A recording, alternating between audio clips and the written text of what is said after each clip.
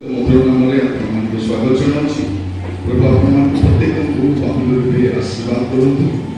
ଆଜିର ଧ୍ୟାନ ନିମନ୍ତେ ଆମେ ଯେଉଁ ଶାସ୍ତ୍ରାଂଶଟି ନେଇଛୁ ତାମାନେ ପଠନ କରି ସାରିଛୁ। ଯୌବନ ତାର 4 ପର୍ବ 19 ଲେଖାଯାଉଛି, ସ୍ତ୍ରୀ ଲୋକଟି ତାହାକୁ କହିଲା, ମହାଶୟ, ଆପଣ ଯେ ଜଣେ ଭାବବାଦୀ ଏହା ମୁଁ ଜାଣିପାରୁଛି। ଏଠି ଆମେ ଦେଖୁଛୁ ଯେ ପ୍ରଭୁ ଯୀଶୁ ଖ୍ରୀଷ୍ଟ ଜଣେ ସମ୍ମିଳନୀୟ ସ୍ତ୍ରୀ ସହିତ କଥୋପକଥନ କରୁଛି। ଆଉ ଯିହୁଦୀ ମାନେ କେବେ ମଧ୍ୟ ସମ୍ମିଳନକୁ ଯାଆନ୍ତି ଏଟା ସେମାନଙ୍କ ଦୃଷ୍ଟିରେ ସମ୍ମିଳନୀୟ ମାନେ କୁକୁର ସମାଜ, ବହୁତ ଘୃଣା କରନ୍ତି ସେମାନେ। ସମ୍ମିଳନୀ ମାନେ କଣ?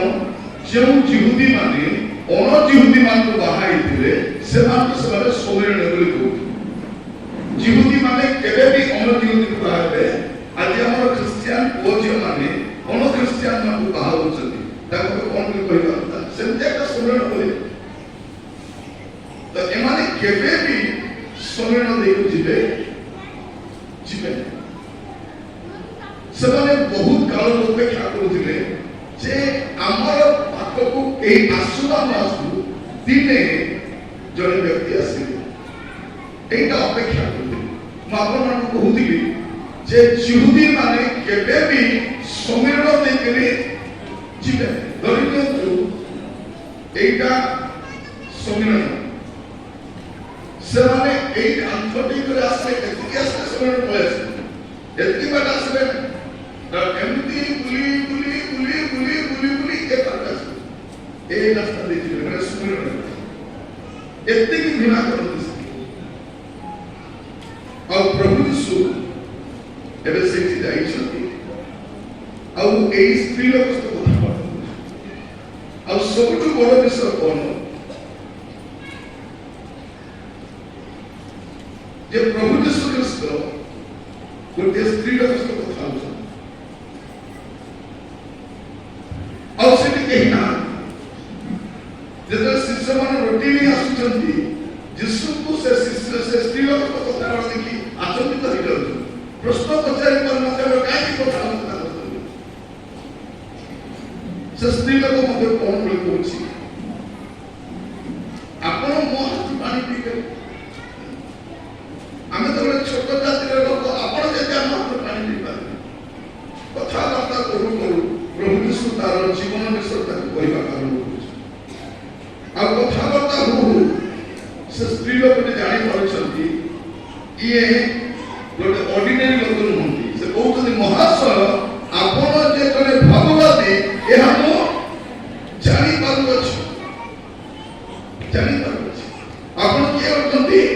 ଜଣେ ଭାବବାଦୀ। ଅନେକ ପ୍ରଭୁ ଯୀଶୁ ଖ୍ରୀଷ୍ଟଙ୍କୁ ଭାବବାଦୀ ବୋଲିବାକୁ ଭାବୁଥିଲେ। ସେ ଭାବବାଦୀ ଏକା ଥିଲେ। ଆପଣ ଯଦି ପଢିବେ ଦ୍ୱିତୀୟ ବିବରଣୀ ତାର 18 ପର୍ବ 15 ପଦ, ଦ୍ୱିତୀୟ ବିବରଣୀ 18 ପର୍ବ 15 ପଦ। ସଦାପ୍ରଭୁ ତୁମ ପରମେଶ୍ୱର ତୁମ ନିମନ୍ତେ ତୁମ ଭିତରୁ ତୁମ ଭାଇମାନଙ୍କ ମଧ୍ୟରୁ ଆମର ସଦୃଶ ଏକ ଭବିଷ୍ୟଦ୍ବକ୍ତା ଉତ୍ପନ୍ନ କରିବେ। ତୁମମାନେ ତାହାଙ୍କ ବାକ୍ୟ କାହିଁକି କଣ କରିବେ? ମୋଶା କହୁଛନ୍ତି, ପ୍ରଭୁ କଣ କରିବେ? ଯେ ଜଣେ ଭାବବାଦୀକୁ ସେ ତୁମମାନଙ୍କ ମଧ୍ୟରୁ ଉତ୍ପନ୍ନ କରିବେ, ବାହାର କରିବେ, ଆଉ ତୁମମାନେ ତାଙ୍କର କଥାକୁ ଶୁଣିବେ। ମୋଶା କହିବା ପାଇଁ ଚାହୁଁଛନ୍ତି, ମୁଁ ତ ମରିଯିବି। ମୋର ପ୍ରିୟମାନେ, ପ୍ରଭୁ ଯୀଶୁ ଖ୍ରୀଷ୍ଟ କିଏ ଅଟନ୍ତି? ସେ ରାଜା ଅଟନ୍ତି, ସେ ଭାବବାଦୀ ଅଟନ୍ତି, ଆଉ ସେ ଯାଜକ ଅଟନ୍ତି। ପ୍ରଭୁ ଯୀଶୁ କିଏ? ପ୍ରଭୁ ଯୀଶୁ ରାଜା। ଆମେ ଇତିହାସ ଦେଖିଛୁ, ଅନେକ ରାଜା ମାନଙ୍କୁ, ବାଇବଲ ଅନେକ ରାଜା ମାନଙ୍କୁ ଦେଖିଛୁ। ସେ ରାଜା ମାନେ ସିଦ୍ଧ ରାଜା ନୁହନ୍ତି। ପ୍ରଭୁ ଯୀଶୁ ଆସିବେ ସିଦ୍ଧ ରାଜା ଭାବରେ ତାଙ୍କ ରାଜ ଉପସ୍ଥାପନ କରିବେ। ଅନେକ ଯାଜକଙ୍କୁ ଦେଖିଛୁ, ସେମାନେ ବଳି ଉତ୍ସର୍ଗ କରନ୍ତି, କିନ୍ତୁ ଏଇ ଯାଜକ ନିଜକୁ ଉତ୍ସର୍ଗ କରନ୍ତି। ଆଉ ତାପରେ କଣ କୁହନ୍ତି? ଆଉ କୌଣସି କରିବା ଆବଶ୍ୟକ ନାହିଁ। ଯୀଶୁ ଭଗବାଦୀ ଅଟନ୍ତି। ଆପଣ ଯଦି ପଢିବେ ପ୍ରେରିତ କାଳ 3 ପର୍ବ 22 ପ୍ରେରିତ 3 ପର୍ବ ମୋଶା କହିଥିଲେ ପ୍ରଭୁ ଈଶ୍ୱର ତୁମମାନଙ୍କ ଭଦ୍ରଗଣ ମଧ୍ୟରୁ ତୁମମାନଙ୍କ ନିମନ୍ତେ ମୋହର ସଦୃଶ ଜଣେ ଭଗବାଦୀକୁ ଉତ୍ପନ୍ନ କରିବେ, ଯେଉଁ ଯେଉଁ ବିଷୟ ତୁମମାନେ କହିବେ ଶୁଣିବ। ମୋଶା କହିଥିଲେ ଯେ ଜଣେ ଭଗବାଦୀ ଆସିବେ। ମୋର ପ୍ରିୟମାନେ ମୁଁ କହିବା ପାଇଁ ଚାହେଁ ବାଇବଲର ପରମେଶ୍ୱର ଯାହା କୁହନ୍ତି ତାହା କରନ୍ତି। ମୋଶା କହୁଛନ୍ତି ଜଣେ ଭଗବାଦୀ ଆସିବେ, ତ ଲୋକମାନେ ଅପେକ୍ଷା କରୁଥିଲେ କଣ ଯେ ଜଣେ ଭଗବାଦୀ ଆମ ଭିତରେ ଆସିବେ। ତ ଏ ସ୍ତ୍ରୀ ଲୋକ ବିଶ୍ୱସ୍ତ କଥା ହଉ କଣ ଜାଣି କରିଛନ୍ତି ଇଏ ଗୋଟେ ଅର୍ଡିନାରୀ ଲୋକ ନୁହନ୍ତି, ଏ ଜଣେ ଭଗବାଦୀ। ଆପଣ ଯଦି ମୋ ସହ ଖୋଲିବେ ଆମେ ପଢିବା ଟିକେ ଲୋକଙ୍କ ଧାରଣା ଭଗବାଦୀ ଭିତରେ ସୀମିତ ଅଛି। ଇଏ ବି ଯୀଶୁକୁ ଦେଖିଲା ପରେ ପ୍ରଥମେ ତାଙ୍କୁ ଭଗବାଦୀ ମନେ ହେଉଛି। ସେ ତ ଭଗବାଦୀ ଅଟନ୍ତି କିନ୍ତୁ ସେ ଭଗବାଦୀ ଭାବରେ ତାଙ୍କୁ ଗ୍ରହଣ କରୁଛନ୍ତି। ଆପଣ ସମସ୍ତ ଦେଖନ୍ତୁ ଲୁକଲିଖିତ ସୁସମାଚାର ତାର 7 ପର୍ବ 16 ଲୁକଲିଖିତ ସୁସମାଚାର 7 ପର୍ବ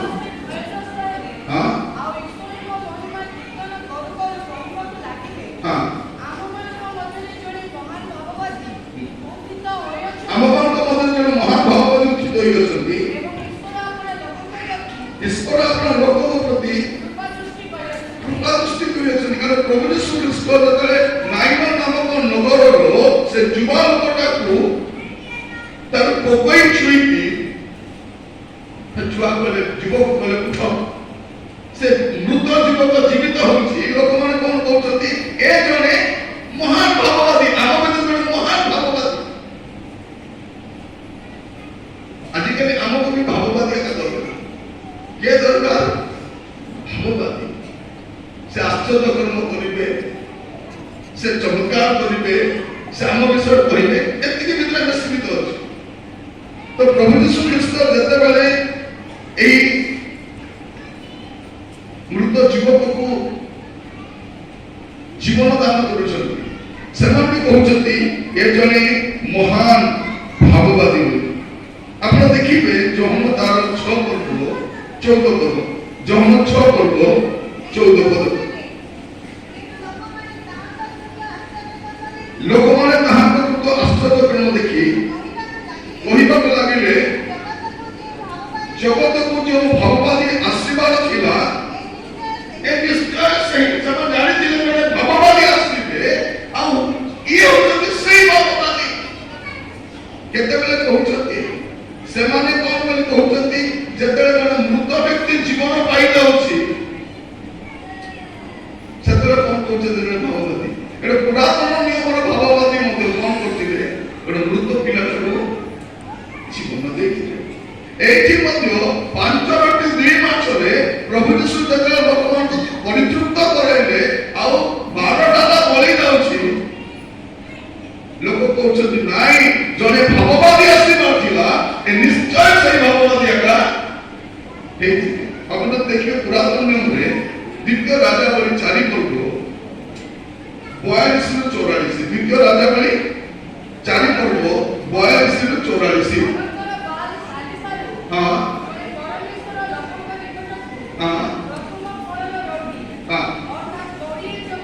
କୋଡ଼ିଏ ଜମ ରୋଟି ନୂତନ ଶସ୍ୟର ଶୀର୍ଷା अपना ଜମିରେ ନେଇ ଆସିଲେ। ତ ଇଲିଶା କହିଲେ ଲୋକମାନଙ୍କୁ ଦିଅ, ସେମାନେ ଭୋଜନ କରନ୍ତୁ।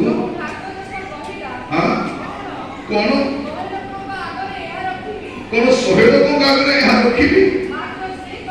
ମାତ୍ର ସେ କହିଲେ ଲୋକମାନଙ୍କୁ ଦିଅ, ସେମାନେ ଭୋଜନ କରନ୍ତୁ।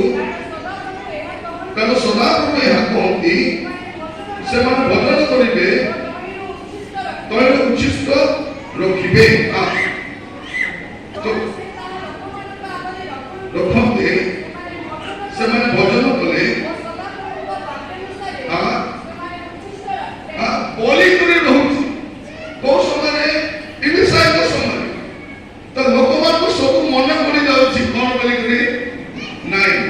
এইটা জনে ভাববাদী আসিবার থিলা, এইটা সেই ভাববাদী আকা হইতিবে জনে ভাববাদী আসিবার থিলা।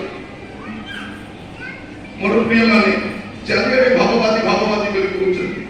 ଆପଣ ଦେଖିବେ ଲୁକ 4 ପର୍ବ 24 ପଦ, ଲୁକ 4 ପର୍ବ ହଁ ମୁଁ ତୁମମାନଙ୍କୁ ସତ୍ୟ କହୁଅଛି କୌଣସି ଭାବବାଦୀ ନିଜର ପୈତୃକ ନଗରରେ ପ୍ରଭୁ ଯୀଶୁ କହିଥିଲେ ମୁଁ ଭାବବାଦୀ ସତ୍ୟ କଥା, କିନ୍ତୁ ମୁଁ କଣ ଆପଣ ପୈତୃକ ନଗରରେ କଣ କହିବି ନାହିଁ ସମାନ ସମାନ ପୈତୃକ ନଗରରେ। ଏବେ ଦେଖନ୍ତୁ ଆପଣଙ୍କ ଅଞ୍ଚଳର ପ୍ରଚାରକ ମାନେ ମଧ୍ୟ ବାହାରେ ଯାଇକି ମର୍ଯ୍ୟାଦା ପାଇ ଆସୁଛନ୍ତି, ନିଜ ଲୋକମାନଙ୍କ ଭିତରେ সেই মর্যাদা রহিবନି। প্রভু যীশু খ্রিস্ট জগতକୁ ଆସିଲେ ବାଇବଲ କଣ କହୁଛି ତାଙ୍କ ନିଜ ଲୋକମାନେ ତାହାକୁ ଗ୍ରହଣ କଲେ ନାହିଁ, ନିଜ ଲୋକ ଗ୍ରହଣ କଲେ। ମୁଁ ଗୋଟେ ମିଟିଂରେ ଯାଇଛି, ଜଣେ ଲୋକ ଆସିଲା ଆଉ କହିଲା କେମିତି ଅଛୁ, ଭଲ ଅଛି, କେମିତି ଆସିଲ, ନାଇଁ ତୋତେ ଦେଖିବା ପାଇଁ ଆସିଲି ନା, ତୁ ପିଲା ଗୋଟେ କଥା ହେଇଛୁ ମୋ ସ୍ତ୍ରୀ ଆସି କହୁଥିଲେ ପୁରା ବଢିଆ ନାଟ୍ୟ କରୁଛି ସେ, ଦେଖିବି ବୋଲି ତତେ ଆସିଲି। ମୁଁ କହିଲି ମିଟିଂ ବସିବି, ନାଇଁ ମିଟିଂ ବସିବି ନାହିଁ, ଖାଲି ତତେ ଦେଖିବା ପାଇଁ ଆସିଲି। ପଳେଇଲା ସେ ଲୋକ, ତୁ ଗୋଟେ କେମିତି କଥା ହେଇଗଲୁ। ଜଣେ ଲୋକ ଆସିଲା ମତେ ସାକ୍ଷାତ କଲା, କଥା ପଚାରିଲା ବାବୁ ତୁମେ କୋଉ ଗାଁ? ମୁଁ କହିଲି ନାଇଁ ଅଙ୍କଡି ରହୁଛି। ନାଇଁ ନାଇଁ ସେଇଟା ମୁଁ ପଚାରିଲେ ତମର ପୈତୃକ ଗାଁ କୋଉଟା ସେଟା ମୁଁ ପଚାରୁଛି, ବେଶୀ ଏମିତି ଅଛ ତୁମେ କୋଉ ଗାଁର ଲୋକ? ମୁଁ କହିଲି ନାଇଁ ଆମ ବାପାଙ୍କର ଗାଁ ସେଇଟା, ଆମର ଯେତେ ବାପା ମାନେ ସେଇ ଗାଁରେ ଥିଲେ। ତୁ ସେ ଗାଁରେ ଥିଲେ ସେଇ ଗାଁ କହି ପଳେଇଲା ଜଣେ ଷ୍ଟାର୍ଟ କରୁଛି ନା କାହିଁକି ସେମାନେ କଣ କରନ୍ତି ଏମିତି ଗାଁରୁ ଏମିତି ପରିବେଶରୁ ଜଣେ ନାଜରିତରୁ କି ଉତ୍ତମ ବିଶ୍ୱପୂର୍ଣ୍ଣ ହେଇପାରେ। ମୋର ପ୍ରିୟ ମାନଙ୍କୁ କାହିଁକି କହୁଛି ଭାବବାଦର କଥା, ଲୋକମାନେ ଯୀଶୁକୁ ଖାଲି ଭାବବାଦୀ ଭଳିଆ ଭାବୁଛନ୍ତି। ସେ ଭାବବାଦୀ ଥିଲେ କିନ୍ତୁ ତାଙ୍କର ଜ୍ଞାନ ଭାବବାଦୀ ଭିତରେ ସୀମିତ ଥିଲା। ଏ ସ୍ତ୍ରୀ ଲୋକ ପାଇଁ କହୁଛି ମହାଶୟ ମୁଁ ଜାଣିପାରୁଛି ଆପଣ ଜଣେ ଭାବବାଦୀ, ତାର ସବୁ ସ୍ତରୀ ଯୀଶୁ କହିଦେଉଛନ୍ତି। ସ୍ୱାମୀକୁ ଡାକି ଆଣ, ମୋର କେହି ସ୍ୱାମୀ ନାହାନ୍ତି। ଦେଖନ୍ତୁ ମୋର କେହି ପ୍ରଭୁ କହିଲେ କେତେ ଷ୍ଟୋରି ବନାଇ କରୁଛନ୍ତି, ଯେ ବି ଅଛି ସେ ବି ତୋର ନାହିଁ। ସେ ଏମିତି ସମୟରେ ପାଣି ହେବାକୁ ଯାଉଛି ଯୋଉ ସମୟରେ କେହି ଯିବେ ନାହିଁ, ସେମିତି ସମୟରେ ପୁରୁଷକୁ ଦେଖାଯାଉଛି। ସେ ପୁରୁଷକୁ ଦେଖି ଭାବୁଥିବ ଆଜି ପ୍ରଥମ ଥର ପୁରୁଷକୁ ଦେଖିଛି ବୋଲି, ସେ ପୁରୁଷ ତାର ଷ୍ଟୋରି ସବୁ କହିଦଉଛି। ମୋର ପ୍ରିୟ ଭାଇ ଭଉଣୀମାନେ, ମୁଁ ଆପଣମାନଙ୍କୁ କଣ କହିବା ପାଇଁ ଚାହେଁ ଯେ ଲୋକମାନେ କଣ ଭାବୁଛନ୍ତି ଇଏ ତ ଜଣେ ଭାବବାଦୀ। ଆପଣ ଦେଖିବେ ଲୁକ 7 ପର୍ବ, ଲୁକ 7 ପର୍ବ ତାର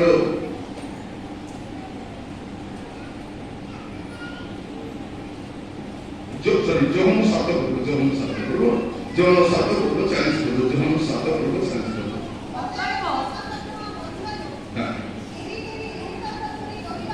ହଁ এই প্রকৃতরে সেই ভাববাদী। কাহিঁকি প্রভু যীশু খ্রিস্ট কহিলে, কহিলা পরে শুনিলে অবলোকন কলে ইয়ে প্রকৃতরে জনে ভাববাদী। তারপরে তার তলপদ ଅନ୍ୟମାନଙ୍କୁ କହିବାକୁ ଲାଗିଲେ ଏ ଖ୍ରୀଷ୍ଟ। ହଁ ଏଇକି କହିଲେ ନାଇଁ ନାଇଁ ଇଏ ହଉଛନ୍ତି ଭାବବାଦୀ। ଆଉ କହିଲେ ନାଇଁ ନାଇଁ ନାଇଁ ସେ ଖାଲି ଭାବବାଦୀ ନାହିଁ, ସେ ଖ୍ରୀଷ୍ଟ। ସେ ଖ୍ରୀଷ୍ଟ ଖ୍ରୀଷ୍ଟ ପୁଣି ଗାଲି ଦେଲେ ଖ୍ରୀଷ୍ଟ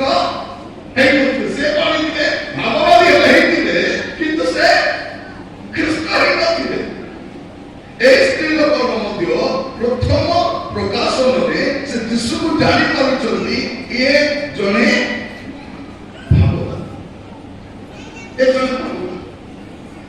ମୋର ପ୍ରିୟ ମାନେ, ଆଜି ଆମ ଚତୁଃପାର୍ଶ୍ୱରେ ଯୀଶୁଙ୍କ ବିଷୟରେ ଯୋଉ ପ୍ରଚାର ହଉଛି, ଯୀଶୁ କଣ କରନ୍ତି? ସୁସ୍ଥ କରନ୍ତି, ଆଶୀର୍ବାଦ କରନ୍ତି, ଧନ ଦିଅନ୍ତି, ପୀଡ଼ା ଦିଅନ୍ତି, ଏଇଟା ଦିଅନ୍ତି, ଏଇଟା ପ୍ରଚାର କରୁଛନ୍ତି। ଏଇଟା କଥା, ଯୀଶୁ ତ ସେଇଟା ଦିଅନ୍ତି, ତା ସହିତ କଣ ଦିଅନ୍ତି? ପରିତ୍ରାଣ, ସେଇଟା ପ୍ରଚାର ଚାଲିବ। ସେଇ ପ୍ରଚାରରେ ଚାଲିଲେ ଏବେ କଣ ଚାଲିଛି? ବଡ ବଡ ମିଟିଂ ଗୁଡାକ ଦେଖିବେ, ଯୀଶୁଙ୍କ ପାଖରେ ଆସ, ତମ ସମସ୍ୟାର ସମାଧାନ ହେଇଯିବ। ଯୀଶୁଙ୍କ ପାଖରେ ଆସିଲେ ତମକୁ ଗାଡ଼ି ମିଳିଯିବ, ତୁମେ ଋଣମୁକ୍ତ ହେଇଯିବ, ତୁମେ ରୋଗ ସୁସ୍ଥ ହେଇଯିବ, ତମକୁ ଛୁଆ ହେଇଯିବ, ଏଟା ହେଇଯିବ। ଯୀଶୁଙ୍କ ଖାଲି ଏଇଟା ଦେବାକୁ ଆସିଥିଲେ। ପ୍ରଭୁ ଯୀଶୁ ଖ୍ରୀଷ୍ଟ କ୍ରୁଶରେ ମରିବା ପୂର୍ବରୁ 5 କି 2 ମାସକୁ ଯଥେଷ୍ଟ ଖାଇବା ଲଗାଇଥିଲେ। ପ୍ରଭୁ ଯୀଶୁ ଖ୍ରୀଷ୍ଟ କ୍ରୁଶରେ ମରିବା ପୂର୍ବରୁ ଜଳକୁ ଦ୍ରାକ୍ଷାରସ କରିଥିଲେ। ପ୍ରଭୁ ଯୀଶୁ ଖ୍ରୀଷ୍ଟ କ୍ରୁଶରେ ମରିବା ପୂର୍ବରୁ 4 ଦିନ ମଢା ଲାଜରକୁ ଜୀବନ ଦେଇଥିଲେ। ସେ ପଦେ ଆଜ୍ଞା କରି କୁଷ୍ଠୀମାନଙ୍କୁ ସୁସ୍ଥ କରିଥିଲେ। ସେ ଛୁଇଁକି ଅଙ୍ଗକୁ ଦୃଷ୍ଟି ଦେଇଥିଲେ। ସେ ପଦେ ଆଜ୍ଞା କହିବାରୁ ଝଡ଼ ଶାନ୍ତ ହେଇଥିଲା। ତାଙ୍କର ଲୁଗା ଛୁଇଁକି ରୋଗୀ ସୁସ୍ଥ ହେଇଯାଉଥିଲେ। 38 ବର୍ଷର ରୋଗୀ ସୁସ୍ଥ ଖଟିଆ କରି ଚାଲ। ତା ସତ୍ତ୍ୱେ ଯୀଶୁ କ୍ରୁଶରେ ମରିବା ପାଇଁ ପଡୁଛି। କାହିଁକି? ସେ ଆସିଥିଲେ କ୍ରୁଶରେ ମରିବା ପାଇଁ, କେବଳ ଆଶ୍ଚର୍ଯ୍ୟ କର୍ମ କରିବାକୁ ଆସିନଥିଲେ। ସେ ମୃତକୁ ଜୀବନ ଦେବାକୁ ଆସିନଥିଲେ। ତାଙ୍କର କାମ ଏଇଟା ନଥିଲା। ଏଇଟା ଲୋକମାନେ କଷ୍ଟରେ ଥିଲେ, ତାଙ୍କ ସାମ୍ନାରେ ଯିଏ ଆସିଲେ ସେମାନଙ୍କୁ ସେ ସୁସ୍ଥ। ତ ଆଜିର ସମୟରେ କଣ, ଅନେକ ଖାଲି ଯୀଶୁଙ୍କର ସୁସ୍ଥତା, ଯୀଶୁଙ୍କର ଚମତ୍କାର ପ୍ରିୟ ଭାଇ ଭଉଣୀ ମାନେ, ଲୋକମାନେ କୋଉଠି ଯାଇକି ଧନ ପାଇପାରିବେ, ପିଲା ପାଇପାରିବେ, ସୁସ୍ଥ ହେଇପାରିବେ, କିନ୍ତୁ ପରିତ୍ରାଣ କୋଉଠି ପାଇପାରିବେ? ପରିତ୍ରାଣ କେବଳ ଯୀଶୁଙ୍କ ପାଖରେ ପାଇପାରିବେ। ତ ଏଇଠି କଣ ଚାଲିଛି? ଗୋଟେ ବାଦାନୁବାଦ ଚାଲିଛି। କଣ ବୋଲିକିରି ଏଇ ବାଦାନୁବାଦ ଚାଲିଛି। କେହି କହୁଛନ୍ତି ଏ ଭଗବାନୀ, କିଏ କହୁଛି ଖ୍ରୀଷ୍ଟ ଖ୍ରୀଷ୍ଟ ହେଇନଥିବେ। କାହିଁକି? ଖ୍ରୀଷ୍ଟ ଗାଲିଲୀରୁ ଆସିଲେ ଆସିଲେ। ପ୍ରିୟମାନେ, ଆପଣଙ୍କୁ କାହିଁକି ସବୁ କଥା କହୁଛି? ବାକ୍ୟ କହିବା ପୂର୍ବରୁ ଆପଣ ଜାଣି ରଖିଥାନ୍ତି ଏଗୁଡ଼ାକ ବିଷୟରେ, କାହିଁକି ସବୁ ଘଟୁଛି। ଆପଣ ଦେଖନ୍ତୁ, କହନ୍ତୁ ଟିକେ ପ୍ରଭାବାନ କରନ୍ତୁ। ଆପଣ ଦେଖିବେ ମାର୍ଗ 6 ପର୍ବ 15 ପଦ, ମାର୍ଗ 6 ପର୍ବ 15 ପଦ। ନା ଏ ଏଲିଓ ଆଉ କେହି କହୁଥିଲେ ଭଗବାନୀ ମାନଙ୍କ ମଧ୍ୟରୁ ଜଣେ କଣ ଆଉ ये कने ये एलियो नहीं एलियो नहीं नथिबे। एलियो खोलिया कहलो भाववादी एटा लोक चिंता। मोर प्रिय भाई माने एटा यीशु ख्रीष्टर प्रकाशनर गोटे पास परिवारे से भाववादी अटନ୍ତି। स्त्री मध्ये कोन कहउछथि प्रथम रे सब ये भाववादी लुक न करबो करंतु, लुक न करबो मनीष को।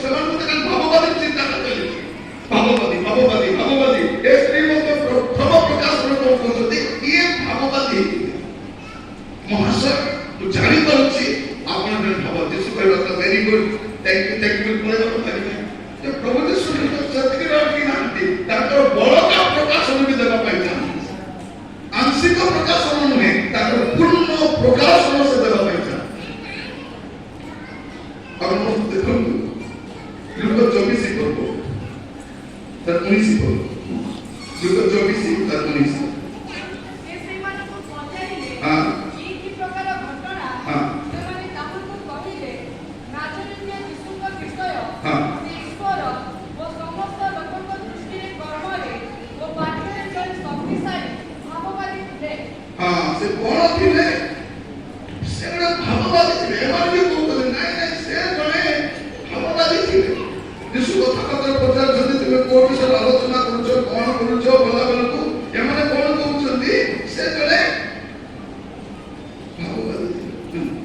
ଯୀଶୁ ମରି କରି ଉଠି ଗଲେଣି। ଏମାନେ କୋଉଠି ଅଛନ୍ତି? ଭାବବାଦୀ। ଏ ଜଣେ ଭାବବାଦୀ ଥିଲେ। ମୋର ପ୍ରିୟ ଭାଇ ଭଉଣୀ ମାନେ, ମୁଁ ଆପଣମାନଙ୍କୁ କହିବା ପାଇଁ ଚାହେଁ, ଭାବବାଦୀ ଏଠି ସ୍ତ୍ରୀ ଲୋକ କଣ ବୋଲି କହୁଛନ୍ତି? ଆମେ ସେ ଆମର ଶାସ୍ତ୍ରାଂଶକୁ ପଳେଇବା। ପୁଣି ଥରେ ସେ ପଦ ପଢନ୍ତୁ। ସ୍ତ୍ରୀ ଲୋକଟି ତାହାଙ୍କୁ କହିଲା, ମହାଶୟ, ଆପଣ ଯେ ଜଣେ ଭାବବାଦୀ ଏହା ମୁଁ ଜାଣିପାରୁଛି। ତାପରେ ଆଉ ଟିକେ କଥାବାର୍ତ୍ତା ହେଉ ହେଉ ହେଉ ଏବେ ସେ କଣ ବୋଲି କହୁଛି? ଆପଣ ତ ପଢନ୍ତୁ, ଆପଣ 27 ପଦରୁ 29 ପଦଟା ପଢନ୍ତୁ।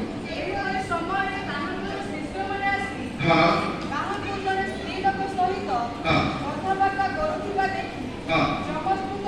କଣ ପ୍ରଭୁ ଯୀଶୁ କାହିଁକି? ପ୍ରଭୁ ଯୀଶୁ ଖ୍ରୀଷ୍ଟ ସମୀରଣରେ ଗୋଟେ ସ୍ତ୍ରୀ, ଯିହୁଦୀ ମାନେ ଅଣଯିହୁଦୀ ମାନଙ୍କ କଥା ହେବେ ନାହିଁ, ତାଙ୍କର କାର୍ଯ୍ୟରେ ନାହିଁ ସେଟା। ଏଇଠି ପ୍ରଭୁ ଯୀଶୁ ସମୀରଣ ଦେଇ ତ ଯିବା କଥା ନାହିଁ, ଯାଉଛନ୍ତି ସେ ରାସ୍ତା ଦେଇ ଯାଉଛ କଣ ଗୋଟେ ସ୍ତ୍ରୀ ଲୋକ କଥା ହଉଛନ୍ତି, ଏମାନେ ଚମତ୍କୃତ ହେଲେ। ତାପରେ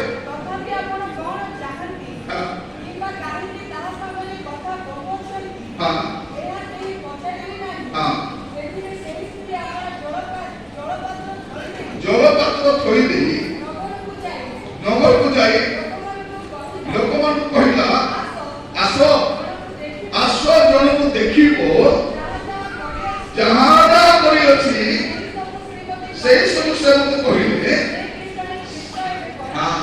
ଏବେ ଭାବବାଦୀ କୁଆଡୁ ନେଇ ଆସେ? ଏବେ ଆସେ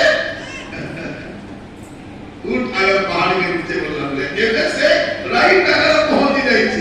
ସେ ଭାବୁଥିଲା ଯୀଶୁ କଣ?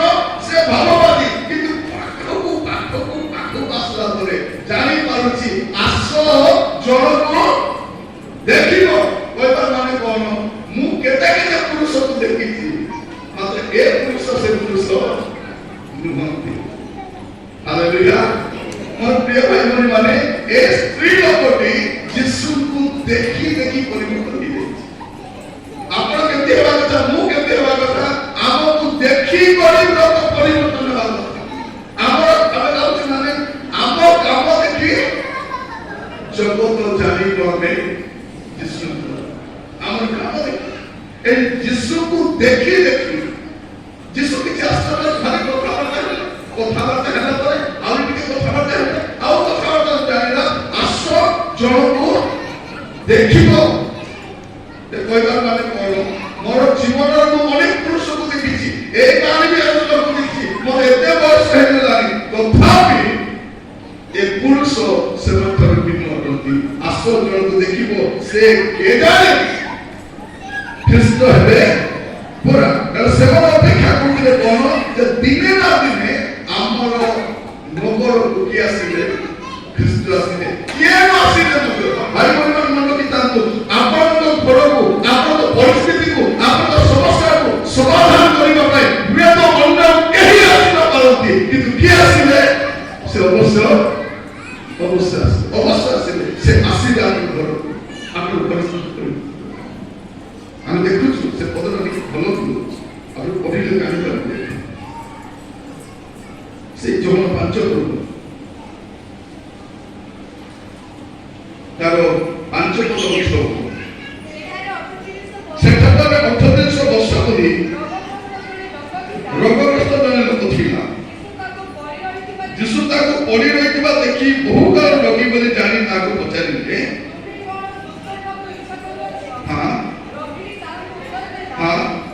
ମହାଶୟ, ଜଳ ପହଞ୍ଚିବା ସମୟରେ ମତେ ପୋଖରୀକୁ ଘେରି ଯିବା ପାଇଁ ମୋର କେହି ନାହିଁ, ମୁଁ ଯାଉ ବସିଯାଏ। ତାପରେ ଯୀଶୁ ତାକୁ କହିଲେ, ମୁଁ ବସିଥିବି, ଜଳ ପହଞ୍ଚିଲା ବେଳକୁ ମୁଁ ତତେ ନେଇକରି ପାଣିରେ ଉଠ ପକେଇନି, ବସ ପକେଇନି, ଚାଲ। କାହିଁକି 30 ବର୍ଷ ପର୍ଯ୍ୟନ୍ତ ଯାହାକୁ କେହି ପଚାରି ନାହାନ୍ତି, ତାକୁ କେହି ପଚାରି ଆସିଛନ୍ତି ଯୀଶୁ। ମୁଁ କହିବା ପାଇଁ ଚାହେଁ, ଏ ସ୍ତ୍ରୀର ବି ଭାବନା ଥିବ, ପ୍ରଭୁ ମୋର ଜୀବନରେ ମୁଁ ପାପ କାମ କରୁଛି, ମୁଁ କର୍ମ କରୁଛି,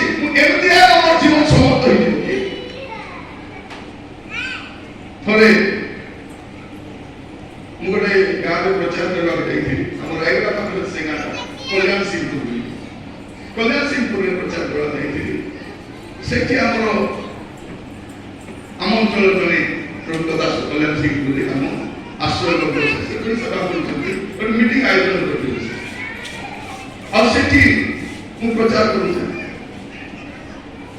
ମୁଁ ପ୍ରଚାର କରୁ କହୁଥାଏ, ତୁମେ ହୁଏତ ଆଜି ପାପ କାମ କରି ଲୁଚିଯିବ, ହୁଏତ ଆଜି ତୁମେ କୁକର୍ମ କରି ଲୁଚିଯିବ, ସମାଜରେ ତୁମ ପାପ ବିଷୟ କେହି ଜାଣିନାହାନ୍ତି, ତୁମେ ସମାଜରେ ଭଲ ଲୋକ ହେଇପାର କି ଖରାପ ଲୋକ ହେଇପାର, କିଛି ଦାୟ ସେ ନାହିଁ, ତୁମ ବିଷୟରେ କେହି ଜାଣନ୍ତି ନାହିଁ। ଗୋଟେ ଦିନ ଆସିବ ତୁମ ପାପ ତୁମକୁ ଧରିବ। ଏବେ ସମୟ ଅଛି ତୁମ ପାପକୁ ସ୍ୱୀକାର କରି ପ୍ରଭୁ ପାଖକୁ ଫେରି ଆସ। ସେ ଗ୍ରାମରେ ଗୋଟେ ସ୍ତ୍ରୀ ଲୋକଟେ ରହୁଥିଲା, ଯେ କୁକର୍ମ କରିବାରେ ଲାଗି ଯାଉଥିଲା, ପାପ କାମରେ ଲିପ୍ତ ଥିଲା। ସେ ସ୍ତ୍ରୀ ଲୋକ ସେ ରାସ୍ତା ଯଦି ଗଲା ବେଳକୁ ସେ ଅନ୍ଧାର ଜାଗାରେ ଠିଆ ହେଇକି ଶୁଣିଲା ଏ କ'ଣ କହୁଛନ୍ତି। ତାପରେ ମୁଁ କହିଲି, ଏବେ ସମୟ ଆସିଛି ଆପଣ ପାପ ସ୍ୱୀକାର କରନ୍ତୁ। ପ୍ରଭୁଙ୍କର ବିଚାର ସିଂହାସନ ପୂର୍ବକୁ ଯିବା ପୂର୍ବରୁ ଆପଣ ପାପ ସେଠାରେ ଶୁଣିଲା, କାନ୍ଦିଲା, ଅନୁତାପ କଲା, ସେ ପାପରୁ ଫେରି ଆସିଲା। ତାପରେ ସେ ଦିନ ମୋତେ ଫୋନ କରୁଛି, ଅନେକ ପାଷ୍ଟରମାନଙ୍କୁ ଫୋନ ନମ୍ବର ମାଗିଲା, ହେଲେ ସେ ସ୍ତ୍ରୀ ଲୋକ ଖରାପ ସ୍ତ୍ରୀ ଲୋକଟା, ତାକୁ କେ ନମ୍ବର ଦେବ ଦେଲେ ନାହିଁ। କାହାକୁ ରିକ୍ୱେଷ୍ଟ କରିକି ମୋର ଫୋନ ନମ୍ବର ମାଗିଲା ପରେ ଆମେ ଯାଉଛୁ, ମୋ ସ୍ତ୍ରୀ ଅଛନ୍ତି, ମୁଁ ଆଉ ସେ ଡ୍ରାଇଭର ଭାଇ ଯେ ଆମକୁ ନିଆମନା କରେ, ତାର କାରରେ ଆମେ ଯାଉଛୁ। ମୁଁ କଣ କଲି, ଫୋନ ତା ଲାଉଡ ସ୍ପିକର ଅନ୍ କରିଦେଲି। ଅନ୍ କଲା ସେ ସ୍ତ୍ରୀର କଥାବାର୍ତ୍ତା ଟିକେ ଠିକ ନାହିଁ, ହେଲେ ସେ ତ ଶିକ୍ଷିତ ନୁହେଁ, ତାର ଚରିତ୍ର ବି ଭଲ ନଥିଲା, ତ କଥାବାର୍ତ୍ତା ବି ଭଲ ଥିବ। କଥାବାର୍ତ୍ତା ଅଲଗା ମାନେ ଖରାପ କଥା କହୁନି, କଥାବାର୍ତ୍ତା ତାର ମିଶୁ ନାହିଁ, ଭଲ କହିଲେ ରଖ କେଉଁ କଥା ଭଲ କଥା ରଖ, ରଖିଦେଲି ଠିକ ଅଛି। ତାପରେ ଆହୁରି କେତେ ଦିନ ପରେ ସେ ପୁଣି 2-4 ଦିନ ପରେ ଫୋନ କଲା। ସେଦିନ ମୁଁ ଏକା ଯାଉଥିଲି, ମୁଁ କହିଲି ସ୍ତ୍ରୀ ଲୋକ ପୁଣି ଫୋନ କରୁଛି, ଶୁଣିଥାଏ କ'ଣ କହୁଛି। ତାପରେ ସେଇଠି ମୁଁ ଲାଉଡ ସ୍ପିକର ଅନ୍ କଲି, ଏ କ'ଣ କହୁଛି ଶୁଣିବ। ତାପରେ ସେ କହିଲା, ଆଜ୍ଞା ଦୟାକରି ମୋର ଫୋନ କାଟବେ ନାହିଁ, ମୋତେ କଥାବାର୍ତ୍ତା ବି ଜଣାନାହିଁ, ମୋର ଚରିତ୍ର ଏମିତି, ମୁଁ ଏମିତି ଭାବରେ ଏକା ବଞ୍ଚିଛି, ମୋର ଜୀବନ ଏମିତି ଏକା ଯାଇଛି, ମୁଁ ମଦ ପିଇଛି, ମୁଁ ଜାଣି ନାହିଁ, ମୁଁ କେତେଟା ସ୍ୱାମୀ ସହିତ କେତେଟା ପୁରୁଷ ସହିତ ସମ୍ପର୍କ ରହୁଛି ମୁଁ ଜାଣି ନାହିଁ। କିନ୍ତୁ ଆପଣ ସେଦିନ ଯୋଉ ବାକ୍ୟ କହୁଥିଲେ ଶୁଣିଲା ପରେ ଆଜ୍ଞା ମୁଁ ଜାଣିଲି ମୁଁ କେବେ ମୋର ପାପ କରୁଛି, କେବେ ପ୍ରଭୁ ମୋର ବିଚାର କରିବେ। ସେଇଠି ମୁଁ ଅନୁତାପ କରି ମୋର ପାପ ଛାଡ଼ିଲି। ଆଜ୍ଞା ଆପଣଙ୍କୁ ଧନ୍ୟବାଦ କହିବା ପାଇଁ ଫୋନ କରିଛି, ଆପଣଙ୍କୁ ଧନ୍ୟବାଦ କହିବା ପାଇଁ। ତାପରେ ସେ ଜାଗା ଛାଡ଼ିକି ଆଉ ଗୋଟେ ସହରକୁ ଗଲା। ସେ ସହରରେ ସେ କୁଲି ମଜୁରୀ କରି ବଞ୍ଚୁଛି। ମୋର ମିଟିଂ ସରିଲା ପରେ ସମସ୍ତେ ଗଲା ପରେ ସେ ସ୍ତ୍ରୀ ଲୋକ ଆସିଲା ଆଉ କହିଲା, ସାର୍ ଆପଣ ମୋତେ ଜାଣିବେ ନାହିଁ, ମୁଁ ସେଇ ସ୍ତ୍ରୀ ସାର୍ ଯେ ଆପଣଙ୍କୁ ଫୋନ କରିଥିଲା। ଏବେ ମୁଁ ବଦଳି ଯାଇଛି ସାର୍, ମୋର ଜୀବନ ବଦଳି ଯାଇଛି, ଏବେ ମୁଁ କୁଲି ମଜୁରୀ କରି ଚଳୁଛି ସାର୍, ଆପଣ ମୋ ପାଇଁ ପ୍ରାର୍ଥନା କରିବେ ବୋଲି କହିଲେ। ମୁଁ ପଚାରିଲେ ତମ ନାଁ କ'ଣ, ଗାଁ କ'ଣ ଜାଣିବା ଦରକାର ମୋର ନାହିଁ। ମୁଁ କାହିଁକି କହିବା ପାଇଁ ଚାହେଁ ଯେ ପ୍ରତ୍ୟେକ ହୃଦୟର କ୍ରନ୍ଦନ, ସେ କ୍ରନ୍ଦନକୁ ପ୍ରଭୁ ଶୁଣନ୍ତି। ଏଇ ଲୋକ 38 ବର୍ଷର ବିଛଣାରେ ପଡ଼ିଛି, ତାକୁ ପଚାରିବା ପାଇଁ କେହି ନାହିଁ। ମୁଁ ଆପଣମାନଙ୍କୁ କହିବା ପାଇଁ ଚାହେଁ, ଆପଣଙ୍କ ପରିସ୍ଥିତି ବୁଝିବା ପାଇଁ କେହି ନଥାଇ ପାରନ୍ତି, କିନ୍ତୁ ପ୍ରଭୁ ଦିନେ ଆପଣଙ୍କ ପାଖକୁ ଆସିବେ, ସେ ନିଜେ ଆସିବେ, ନିଜେ ସାହାଯ୍ୟ କରିବେ।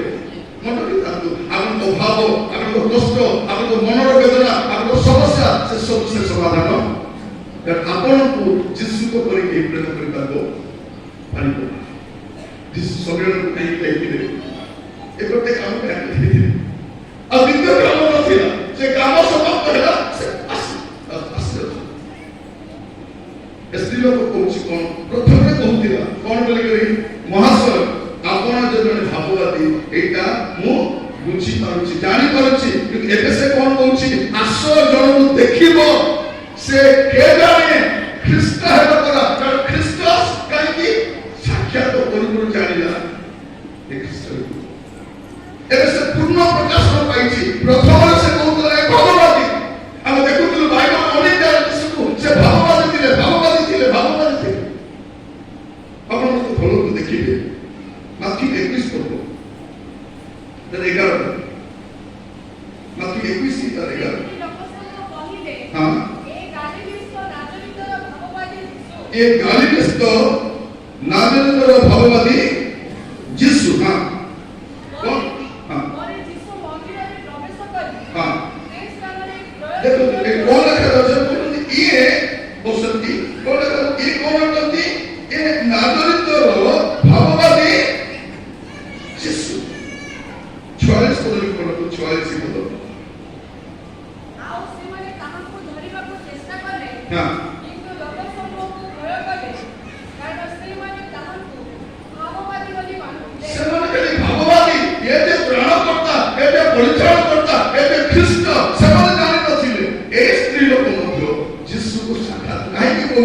यीशु को केवल भाववादी बोली जाने नहीं से भाववादी ही नहोती से क्या करती से ख्रीष्ट करती से अभिषिक्त प्राणकर्ता करती एक प्रकाश में रहबा तो आपण यीशु को पाखरे आपण समस्या आपण कष्ट आपण दुख पाई जातु नहीं से ख्रीष्ट बोली जान ख्रीष्ट के सही समय में लोक माने यीशु को ख्रीष्ट बोली कहबा में डरू थी। ଆପଣ ଦେଖିବେ ମୋ ପ୍ରିୟ ଭାଇ ଭଉଣୀମାନେ ଖ୍ରୀଷ୍ଟ ମାନେ କଣ ମସିହ ଜଷ୍ଟ ମାନେ ଖ୍ରୀଷ୍ଟ ମାନେ କଣ anointed or appointed ସ୍ୱର୍ଗରୁ ଯାହାକୁ ଅଭିଷିକ୍ତ କରି ଜଗତର ତ୍ରାଣକର୍ତ୍ତା ଭାବରେ ପଠାଯାଇଛନ୍ତି ସେ କିଏ ଖ୍ରୀଷ୍ଟ। ତେବେ ଯୀଶୁ ଖ୍ରୀଷ୍ଟ ଯୀଶୁ କଣ ହେଉଛନ୍ତି ସେ କେବଳ ଯୀଶୁ ନୁହନ୍ତି ଯୀଶୁ ଖ୍ରୀଷ୍ଟ ଖ୍ରୀଷ୍ଟ। ମୋର ପ୍ରିୟ ଭାଇ ଭଉଣୀମାନେ ଆପଣ ଦେଖିବେ ମାଥ୍ୟୁ ପୁସ୍ତକ ଦେଖନ୍ତୁ ମାଥ୍ୟୁ ପୁସ୍ତକ ତାର 2 ପଦ ତାର 4 ପଦ ପୁଣି ସେ ଲୋକଙ୍କର ସମସ୍ତ ପ୍ରଧାନ ଯାଜକଙ୍କୁ ଶାସ୍ତ୍ରୀଙ୍କୁ ଏକତ୍ର କରି ଖ୍ରୀଷ୍ଟ କେଉଁଠାରେ ଜନ୍ମ ଗ୍ରହଣ କରିବେ କଣ ବୁଝିବାକୁ ଚେଷ୍ଟା କରୁଛନ୍ତି ଖ୍ରୀଷ୍ଟ ଖ୍ରୀଷ୍ଟ କିଏ ଜନ୍ମ ହେବେ ତାଇ ଆସେ ନାହିଁ ଖ୍ରୀଷ୍ଟ ରାଜାଙ୍କର ଭିତରେ ଆସିଗଲା କଣ ଖ୍ରୀଷ୍ଟ ଖ୍ରୀଷ୍ଟ ହଉଛନ୍ତି ଶ୍ରେଷ୍ଠ ଖ୍ରୀଷ୍ଟ ଖ୍ରୀଷ୍ଟ ଜନ୍ମ ଗ୍ରହଣ କରିବେ।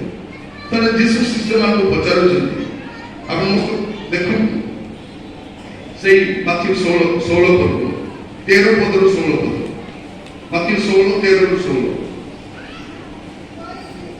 ପରେ ଯୀଶୁ କାଇସରିଆ ଫିଲିପ ଅଞ୍ଚଳକୁ ଆସି ଆପଣ ଶିଷ୍ୟମାନଙ୍କୁ ପଚାରିବାକୁ ଲାଗିଲେ ମନୁଷ୍ୟ ପୁତ୍ର କିଏ ବୋଲି।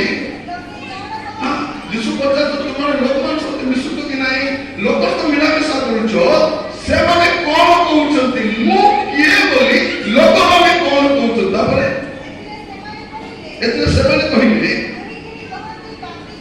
କେହି କେହି କହନ୍ତି ବାପ୍ତିଜକ ଜୋହନ କେହି କେହି ଏଲିଓ କେହି କେହି ଚିନିମିଓ ଜଣେ। ସେ ସେମାନଙ୍କୁ ପଚାରିଲେ କିନ୍ତୁ ମୁଁ କିଏ ବୋଲି ତୁମେ ମାନେ କଣ କହୁଅଛ। ସିମୋନ ପିତର ଉତ୍ତର ଦେଲେ ଆପଣ ଖ୍ରୀଷ୍ଟ।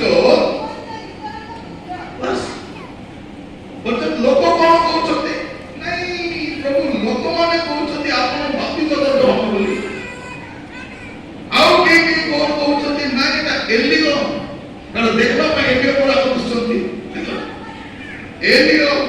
ତାପରେ କେହି କେହି କହୁଛନ୍ତି କଣ ନାଇଁ ନାଇଁ ଏଲିଓ ନାଇଁ ଏ ଜିରିମିୟ ହେଇଥିବ କାରଣ ଜିରିମିୟ ପଦ କଣ ସେ ଦୁଃଖୀ ଲୋକ ଶୋକ ପରିଚିତ ଏ ଜିରିମିୟ ମଧ୍ୟ ଦୁଃଖୀ ଲୋକ ସବୁବେଳେ ମୁହଁରେ ଦୁଃଖ ତ ନାଇଁ ନାଇଁ ଏଟା ସେ ଜିରିମିୟ ହେଇଥିବେ ଆଉ ନାଇଁ ନାଇଁ ଏଲିଓ କି ଜିରିମିୟ ନାଇଁ ଭଗବାଦୀ ମାନଙ୍କୁ ମଧ୍ୟ କେଉଁରେ ଠିକ ଅଛି ଲୋକମାନେ କଣ କହୁଛ ଛାଡ ତୁମେ କଣ କହୁଛ ନାଇଁ ଆପଣ ତ ଖ୍ରୀଷ୍ଟ। ମୋର ପ୍ରିୟ ଭାଇ ଭଉଣୀ ମାନେ ଯୀଶୁ ଖ୍ରୀଷ୍ଟଙ୍କର ଏଇ ପ୍ରକାଶନ ଦରକାର ଅଛି। ସେ ସ୍ତ୍ରୀ ଲୋକ କହୁଛନ୍ତି ମହାଶୟ ଆପଣ ଜଣେ ଭାବବାଦୀ ମୁଁ ଜାଣିପାରୁଛି କିନ୍ତୁ ପ୍ରଭୁ ଯୀଶୁ ଖ୍ରୀଷ୍ଟ ସନ୍ତୁଷ୍ଟ ନୁହନ୍ତି ତୁ ଭାବବାଦୀ ବୋଲି ତୁ କଣ ମୁଁ ଚାହୁଁନାହିଁ ତୁ କଣ କରିବାର ଅଛି ମୋର ପୂର୍ଣ୍ଣ ପ୍ରକାଶନ ପାଇବାର ଅଛି ମତେ ପୂର୍ଣ୍ଣ ଭାବରେ ଜାଣିବାର ଅଛି। ତାପରେ ସେ ଦୌଡ଼ିକି ଗାଇ କଣ କହୁଛି ଆସ ଜଣକୁ ଦେଖିବ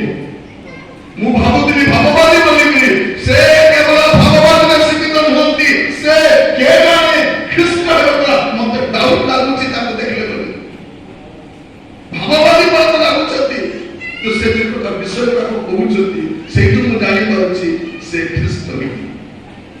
ମୋର ପ୍ରିୟ ଭାଇ ଭଉଣୀମାନେ, ପ୍ରଭୁଙ୍କ ନାମର ଗୌରବ, ପ୍ରଭୁଙ୍କ ନାମର ମହିମା ଆଜି ବାକ୍ୟ ଶୁଣୁ ଶୁଣୁ ଆମେ ମନେ ରଖିଥାଉ ଯୀଶୁ ଭାବବାଦୀ ଅଟନ୍ତି ଆଉ ଯୀଶୁ ଖ୍ରୀଷ୍ଟ ଅଟନ୍ତି। ମାନେ ସ୍ୱର୍ଗରୁ ଆସିଥିବା ଏକମାତ୍ର ତ୍ରାଣକର୍ତ୍ତା, ଯାହାଙ୍କ ଠାରେ ପରିତ୍ରାଣ ଅଛି, ମୁକ୍ତି ଅଛି, ସେ କିଏ ଅଟନ୍ତି?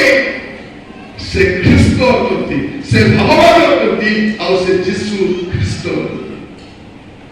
ଆପଣ ଦେଖିବେ ଲୁକ ଲିଖିତ ସୁସମାଚାର ତାର 2 ପର୍ବ 11 ପଦ ପଢିବେ। ଲୁକ 2 ପର୍ବ 11। କାରଣ ଆଜି ଦାଉଦଙ୍କ ନଗରରେ ତୁମମାନଙ୍କ ନିମନ୍ତେ ତ୍ରାଣକର୍ତ୍ତା ଜନ୍ମଗ୍ରହଣ କରିଛନ୍ତି। ସେ କିଏ? ସେ ଖ୍ରୀଷ୍ଟ ଜନ୍ମଗ୍ରହଣ କରିଛନ୍ତି। ଖ୍ରୀଷ୍ଟ ଯୀଶୁ କିଏ ଅଟନ୍ତି? ଯୀଶୁ ଭାବବାଦୀ ଅଟନ୍ତି, ଯୀଶୁ ଖ୍ରୀଷ୍ଟ ଅଟନ୍ତି। ଖ୍ରୀଷ୍ଟ ମାନେ କଣ? ଏକମାତ୍ର ଉଦ୍ଧାରକର୍ତ୍ତା ଯେ ସ୍ୱର୍ଗରୁ ପ୍ରେରିତ ହୋଇଛନ୍ତି, ଆଉ କେହି ନାହାନ୍ତି। ଆମେ ସେ ଗୀତ ବେଳେ ବେଳେ ଗାଉଛୁ, ସବୁବେଳେ ଗାଉନାହୁଁ। ନାହିଁ କାହିଁରେ ଗତି ମୁକ୍ତି ଜାଣରେ, ନାହିଁ କାହିଁରେ ଗତି ମୁକ୍ତି ଯୀଶୁ ବିନା ପାପୀର, ଯୀଶୁ ବିନା ପାପୀର ଆନରେ ନାହିଁ କାହିଁରେ ଗତି। ଆଉ କୋଉଠି ମୁକ୍ତି ନାହିଁ, କେବଳ ଯୀଶୁ ଖ୍ରୀଷ୍ଟ ହିଁ ମୁକ୍ତି ଦେଇପାରେ। ଆଜି ଆମେ ଏ ଦେଶରେ ଆମକୁ ଅପମାନ କାହିଁ କରାଯାଉଛି, ଆମକୁ ତାଡ଼ନା କାହିଁକି କରାଯାଉଛି? କାରଣ ଆମେ କଣ କହୁଛୁ? ଯୀଶୁ ହିଁ ଖ୍ରୀଷ୍ଟ ଅଟନ୍ତି, ସ୍ୱର୍ଗରୁ ପ୍ରେରିତ ଏକମାତ୍ର ତ୍ରାଣକର୍ତ୍ତା, ଉଦ୍ଧାରକର୍ତ୍ତା ଯୀଶୁ ହିଁ ଅଟନ୍ତି। ସେଇଥିପାଇଁ ଚର୍ଚ୍ଚ ଭାଙ୍ଗି ଦିଆଯାଉଛି, ସେଇଥିପାଇଁ ବିଶ୍ୱାସକୁ ଗାଁରୁ କରି ଦିଆଯାଉଛି, ସେଇଥିପାଇଁ ବାଳକମାନଙ୍କୁ ଆମେ ଯଦି କହିଥାନ୍ତୁ ଯୀଶୁ ମଧ୍ୟ ପ୍ରଭୁ, କିଛି ଟେନସନ ନାହିଁ। କେତେ କୋଟି ଅଛି ଆମେ ବିଷୟ ପଢିଲ ସତରେ। ଏବେ ମଝିରେ ମୁଁ ଫଟୋ ଦେଖୁଥିବି, ସେ ଲୋକ କେବେ ମରିଗଲାନି, ତାର ଫଟୋ ତଳେ ଲେଖା ହେଇଛି କଣ ବୋଲି, ମୁଁ ଥାଉ ଥାଉ ଭୟ କାହିଁକି, କେ ଥାଉଛ ତୁମେ ତ କେବେ ପଳେଇଲ ଆଜ୍ଞା, ତୁମେ ତ ନାହିଁ, ତୁମେ ତ ମରିଗଲଣି, ତୁମେ କୋଉଠି ଅଛ? ମୋର ପ୍ରିୟ ମାନେ, ଏବେ ପର୍ଯ୍ୟନ୍ତ ଲୋକମାନେ ଏହି ଭ୍ରମରେ ଭ୍ରମୁଛନ୍ତି କଣ ବୋଲି କରି, ପ୍ରଭୁ ଯୀଶୁ ପ୍ରଭୁ। ଆମର ଲୋକମାନେ ମଦ ପିଉଥିଲେ, ଜୁଆ ଖେଳୁଥିଲେ, ଚୋରି କରୁଥିଲେ, ବ୍ୟଭିଚାର କରୁଥିଲେ, ନାନା ପାପ ଆସିଲେ, ଲୋକମାନେ ତାର ପାପକୁ ଆସିବା ପାଇଁ ଡରୁ। ଯେତେବେଳେ ଏଇ ପାପ କାମ ଛାଡ଼ି ଦେଇକରି ଲୋକ ଭଲ ହେବା ପାଇଁ ଚାହୁଁଛନ୍ତି, ଲୋକମାନେ ତାକୁ ତାଡ଼ନା କରୁଛନ୍ତି। କାହିଁକି? ଆମେ କହୁଛୁ ଯୀଶୁ ହିଁ ଖ୍ରୀଷ୍ଟ ଅଟନ୍ତି। ଆଉ ପ୍ରଭୁ ଯୀଶୁ ଖ୍ରୀଷ୍ଟ ସମୟକୁ ଯିବାର ଉଦ୍ଦେଶ୍ୟ କଣ? ସେ ଏଇ ପ୍ରକାଶନ ଦେବେ କଣ ବୋଲି କରି, ଯେ ସେ କିଏ ଅଟନ୍ତି? ସେ କେବଳ ଭାବବାଦୀ ନୁହନ୍ତି, ସେ ଖ୍ରୀଷ୍ଟ। ସେ ଗୋଟିଏ ଘଟଣା ପରେ ସେ ଗାଁର ସବୁ ଧାଇଁକି ଆସୁଛନ୍ତି। କଣ ପାଇଁ ଧାଇଁକି ଆସୁଛନ୍ତି? ସେମାନେ ବି ଅପେକ୍ଷା କରୁଥିଲେ ଯେ ଆମ ଗାଁକୁ ଦିନେ କିଏ ଆସିବେ? ଖ୍ରୀଷ୍ଟ ଆସିବେ। କିଏ ଆସିବେ କି ନ ଆସିବେ, ଅନ୍ୟମାନେ ଆମ ଗାଁକୁ ଆସିବେ ନାହିଁ। ଆମେ ତ ଶରୀରର ଲୋକମାନେ। ଜିହୁଦୀ ମାନେ କଣ ବୋଲି ଦିନକୁ ପ୍ରଭୁକୁ ଧନ୍ୟବାଦ ଦେଉଥିଲେ, ପ୍ରଭୁ ମୁଁ ଆପଣଙ୍କୁ ଧନ୍ୟବାଦ ଦଉଛି, ମୁଁ ଜିହୁଦୀ ହୋଇ ଜନ୍ମ ହୋଇଛି। ପ୍ରଭୁ ମୁଁ ଆପଣଙ୍କୁ ଧନ୍ୟବାଦ ଦଉଛି, ମୋର ସ୍ତ୍ରୀ ଲୋକ ହୋଇ ଜନ୍ମ ହେଇନି। ପ୍ରଭୁ ମୁଁ ଆପଣଙ୍କୁ ଧନ୍ୟବାଦ ଦଉଛି, ମୁଁ ସମୀରଣ ନୁହେଁ। ଏ 3ଟା ବିଷୟ ପାଇଁ ସବୁ ବହୁତ ଗର୍ବ, ପ୍ରଭୁକୁ ଧନ୍ୟବାଦ ଦଉଥିଲେ ସେମାନେ। କିନ୍ତୁ ଖ୍ରୀଷ୍ଟ ସେ ସମୀରଣ ଆସିଛନ୍ତି। ମୋର ପ୍ରିୟ ମାନେ, ମୁଁ କହିବା ପାଇଁ ଚାହେଁ, ପ୍ରଭୁ ଯୀଶୁ ଖ୍ରୀଷ୍ଟ ସମୀରଣକୁ ଗଲେ, ସେ ଗାଁର ଲୋକମାନେ ପ୍ରଭୁଙ୍କୁ ଜାଣିଲେ। ଆଉ ପେଣ୍ଟିକଷ୍ଟ ଦିନ ପରେ ଆପଣ ଦେଖିବେ, ଯେତେବେଳେ ଲୋକମାନେ ଜେରୁସାଲେମ ଛାଡ଼ି ଯାଉନାହାନ୍ତି, ପ୍ରଭୁ କଣ କରି କହିଥିଲେ? ପ୍ରେରିତ 1:8 କଣ କହିଛନ୍ତି? କିନ୍ତୁ ପବିତ୍ର ଆତ୍ମା ତୁମମାନଙ୍କ ଉପରେ ଅବତୀର୍ଣ୍ଣ ହୁଅନ୍ତିରେ ତୁମେ ମାନେ ଶକ୍ତି ପ୍ରାପ୍ତ ହେବ, ଆଉ ଜେରୁସାଲେମ ସମସ୍ତ ଜିହୁଦା ପ୍ରଦେଶ ଓ ସମୀରଣ ପୁଣି ପୃଥିବୀର ପ୍ରାନ୍ତ ପର୍ଯ୍ୟନ୍ତ ସୁଦ୍ଧା ମୋର ସାକ୍ଷୀ ହେବ। ଏମାନେ ଜେରୁସାଲେମ ଛାଡ଼ି ଯାଉନାହାନ୍ତି। ଜେରୁସାଲେମରେ ଆରାଧନା, ଜେରୁସାଲେମରେ ପ୍ରାର୍ଥନା, ଜେରୁସାଲେମ ରୋଟି ଭାଙ୍ଗିବା, ଜେରୁସାଲେମ ଜେରୁସାଲେମ ଜେରୁସାଲେମ ଆଗକୁ ଯାଉନାହାନ୍ତି। ପ୍ରଭୁ କହିଲେ ଏମାନଙ୍କୁ ତ ମୁଁ ଆଗରୁ କହିଥିଲି ତୁମେ ପୃଥିବୀର ପ୍ରାନ୍ତ ପର୍ଯ୍ୟନ୍ତ ଯିବ, ଯୋଉ ଗାଁର ସୁଷମାଚାର ଯାଇଲେ ସେ କାଠ ଯିବ। ଆମର ଭଉଣୀ ମାନେ ଗୀତ ଗାଇ ପକଉଥିବେ ସୁଷମାଚାରକୁ ନେଇ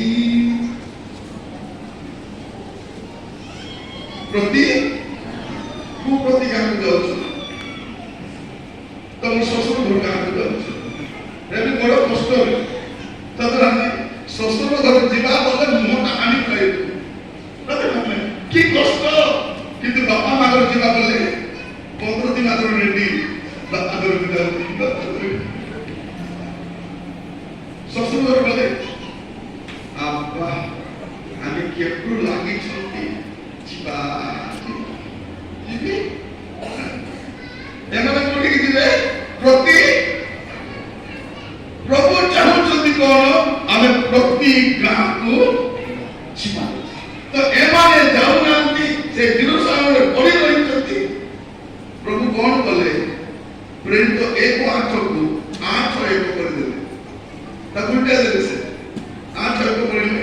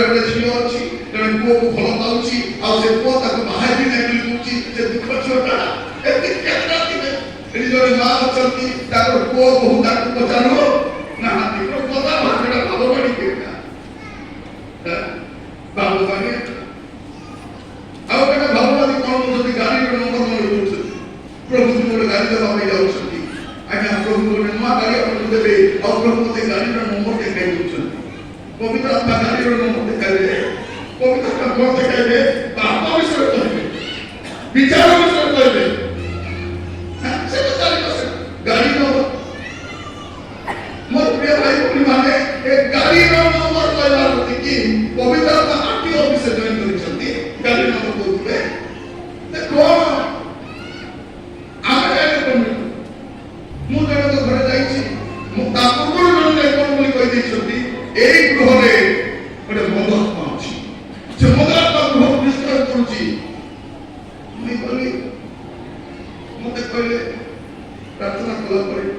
आज्ञा आपण किसी दुसुची की मुझे नाई कोणी प्रार्थना में आखी बंद कर दी मुझे किसी देखी प्रार्थना करूँ कहीं नाई कोणी से भावने मते को कोई बात इच्छा करू नहीं मोरे आला रात्रि फोन करेगा मेरा भाई वे तो अपन बड़े दिवस में कहबा पई मो सासू थिले तो से कहीं बताई इच्छा करे नहीं कोन भाई कोन देखि ले कोई कोणी में किसी देखी नहीं जेबे देखि तबे से करे नहीं अनेक प्रभु को दास माने आस्ति को चलती तो गोटे मंद आत्मा अछि से देखते सासू को झगड़ा ठीक हो अशांति हो से मंद आत्मा किसी आत्मा नहीं ए बुढ़ी भावती ए मोर को कब्जा कर बसिछि ए भावती मोर समय अंदर से मुई भावती ए बुढ़ी के ए मार्गल के सेवा सिकन दी जदी मोर आत्मा 2 वर्ष से भूमि डालना नहीं ए डालना किछि दुसु नहीं पर 2 वर्ष पर मत बोल से नहीं पाइयो किछि दुसु नतला सब किछि काटो दे प्रिय भाई कोन माने आमे बेकार तर मिक्स करबा थोड़े कौन है गोटे ख्रिस्टियन झीलटा गोटे कौन ख्रिस्टियन को बोलो शिक्षित घर झील धनी झील सुंदर झील से को भी शिक्षितटा बड़ चाकरी करछे किंतु से प्रभु को जानि नहीं ए झील जीत करछे में से को बाहर तो तापर मन में बालक डाकिले से बालक कौन करबा दिला नहीं बाइबल रे मना अछि असमान द्वारे बनाई अविश्वास विश्वास को बाहेबो सीधा कोई तो चीज दे से कौन बोल सकती प्रभु कर योजना एटा अपन को छियो ना आत्मा हो करी मते चाहछि ताको तो सोला न दे पड़े से मन पैसा को से समान संख्या से पहुंची पर आज में दास गले लास्ट मुई गले मते कथा ले आज्ञा ए प्रस्ताव सारा पर कौन बोल मुगले बिल्कुल नहीं पाबो एका नहीं पाबो नहीं बाइबल मना करूची और अविश्वासी को और विश्वासी पिला ताई पाबो नहीं एटा बाइबल रे मना ना एटा सेवन ने के भी जानि नहीं बाइबल रो बड़ो के भी नहीं बाइबल थारू को प्रचार को बड़ो नहीं तू भाववादी बड़ो नहीं तू मरली मते बड़ो नहीं बाइबल ही श्रेष्ठ ख्रिस्टियन मानकर स्वर्गीय संविधान कोनटे बाइबल आमे ताको सिलो बंद करू मु कहली एटा नहीं पारबो नहीं दुख होई पूरा दुख होई तो भाबुतिले कोन मु भी कहली दुई तीनटा जगह में कहली नहीं बाइबल तो कहछि नहीं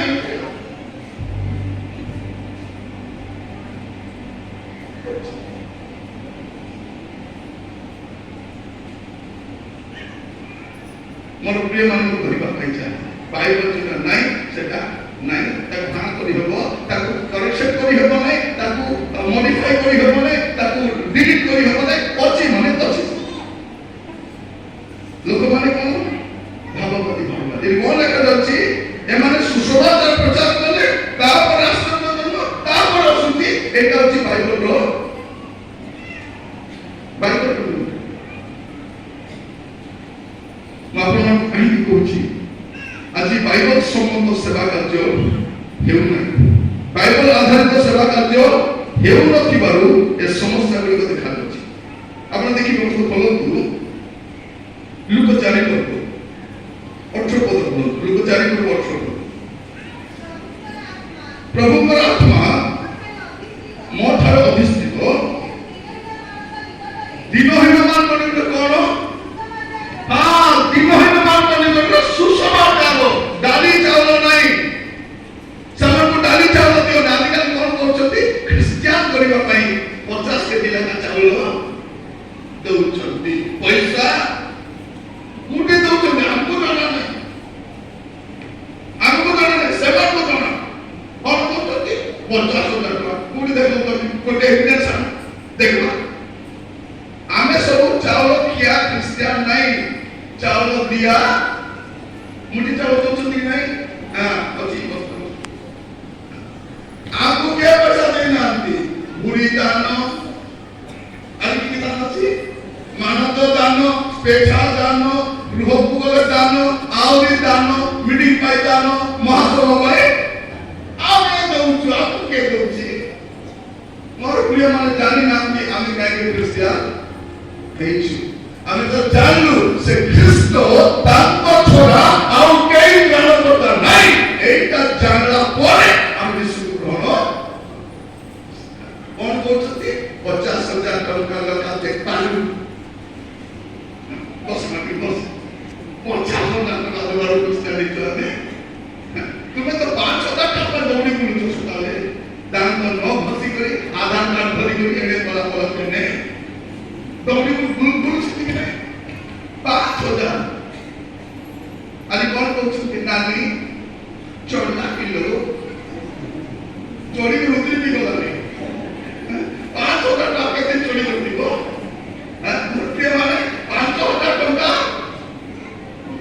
ସେ ଜଣେ ଆମର ମ୍ୟାଡମ କଣ ବୋଲି କହୁଥିଲେ ଏ 5,000 ଟଙ୍କା ଲେଖା ନେଇ ଲକ୍ଷପତି ଦିଦି 5,000 ଟଙ୍କା କେତେ ଛେଳି ନେବ? ଲକ୍ଷପତି ଦିଦି ହବ। ସେ ଦିଦି ନେଉ ତ 5,000 ଟଙ୍କା ଲକ୍ଷପତି ହେଇକି ଦେଖ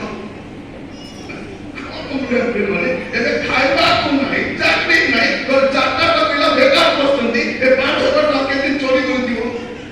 ଯୋଉଦିନ ଚଳିବ ସେଦିନ ଉତରି ଚାଲିଛି। ଆମେ ପଇସା କଣ ହେଇଛି? ସେଇଟା ମୁଁ କହୁଛି ଆମର ସେବା କାର୍ଯ୍ୟକୁ ମଧ୍ୟ ଆମେ ସୁଧାରିବା ଦରକାର। କଣ ଲେଖାଯାଉଛି? ପଢନ୍ତୁ ଏ ବର୍ଷ କଥା ଯେହେତୁ ପ୍ରଭୁଙ୍କର ଆତ୍ମା ମୋ ଠାରୁ ଅଭିଷେକ ପ୍ରଥମରେ ଦିନହୀନମାନଙ୍କ ନିକଟରେ ସୁସମାଚାର ପ୍ରଚାର କରିବା ନିମନ୍ତେ, ତାପରେ ବନ୍ଦୀମାନଙ୍କ ନିମନ୍ତେ ମୁକ୍ତି, ଅନ୍ଧମାନଙ୍କ ନିମନ୍ତେ ଦୃଷ୍ଟି ଲାଭ,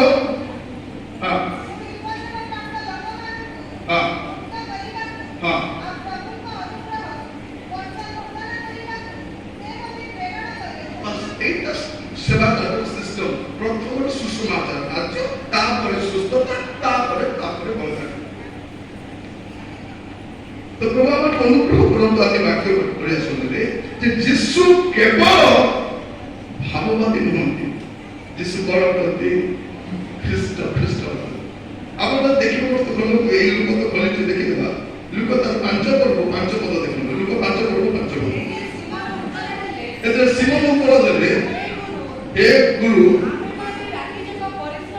ଆମେ ମାନେ ରାତି ଯାକ ପରିଶ୍ରମ କରି କିଛି ଧରି ନାହୁଁ ଆପଣଙ୍କ କଥାରେ।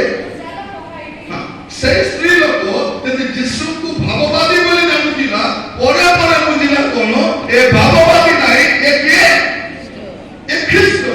ଏଠି ସିମନ ପିତର ମଧ୍ୟ କଣ ହେ ଗୁରୁ କଣ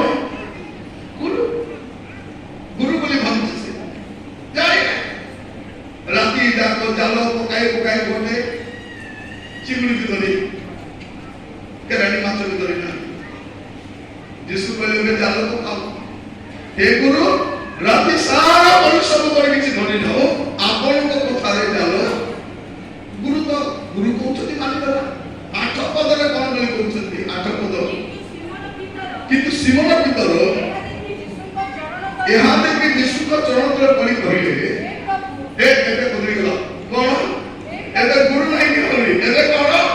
ପ୍ରଭୁ ସେ ସ୍ତ୍ରୀ ଲୋକ ଯଦି କହୁତା ଆପଣ ମହାଶୟ, ଆପଣ ଜଣେ ଭାବବାଦୀ ବୋଲି ଗୋଟେ ଆଣି ପାରୁଛି, ପରେ ଦୌଡ଼ି କରି ପଳାଲେ ଆସିଛନ୍ତି ଆମ ଗାଁରେ। କିଏ ଖ୍ରୀଷ୍ଟ ହେବେ କର, ଯାଅ ଦେଖ। ମୋର ପ୍ରିୟ ଭାଇ ଭଉଣୀମାନେ, ଯୀଶୁ କେବଳ ଭାବବାଦୀ ନୁହନ୍ତି, ସେ ଖ୍ରୀଷ୍ଟ ଅଟନ୍ତି। ଏ ଭାବୁଛନ୍ତି କଣ? ହେ ଗୁରୁ ଆପଣଙ୍କ କଥାକୁ ଚାଲ। ମାଛ ଧରୁ ସିଧା ମାଛ ଧରବାକୁ ଯାଉନାହାନ୍ତି, ଯୀଶୁଙ୍କ ଗୋଡ଼କୁ ବସ, ଯୀଶୁଙ୍କ ଗୋଡ଼କୁ ଧରି କରୁଛନ୍ତି। କଣ ବୋଲି କହିବି? ଏ ପ୍ରଭୁ ମୋ ନିକଟରୁ ଯିବା ହୁଅନ୍ତୁ, ଏଟା ମୁଁ ଜଣେ ପାପୀ ମନୁଷ୍ୟ। ପ୍ରାର୍ଥନା କରିବା ଆଜିର ସମୟରେ ଅନେକ ଲୋକ ଯୀଶୁଙ୍କ ବିରୁଦ୍ଧରେ ବହୁତ କଥା ସୋସିଆଲ ମିଡିଆରେ କହୁଛନ୍ତି, ବହୁତ କଥା କହୁଛନ୍ତି। ଆଉ ଯଦି ଫେମସ ହେବାର ଅଛି, କଣ କରିବାର ଅଛି? ଯୀଶୁଙ୍କ ବିରୁଦ୍ଧରେ ଆମର ରାଜ୍ୟରେ ଜଣେ ଲୋକ ଥିଲେ, ସେ ଆଜ୍ଞା ଗୋଟେ ଲେକ୍ଚର ଥିଲେ, ଇଂଲିଶ ରିଡର ଥିଲେ। ସେ ସବୁବେଳେ ଖ୍ରୀଷ୍ଟିଆନ ବିରୁଦ୍ଧରେ ହେଲେ ଯେତେ ବହି ସେ ସମୟ ମୁଁ ବି ଲେଖା ଲେଖି କରୁଥିଲି।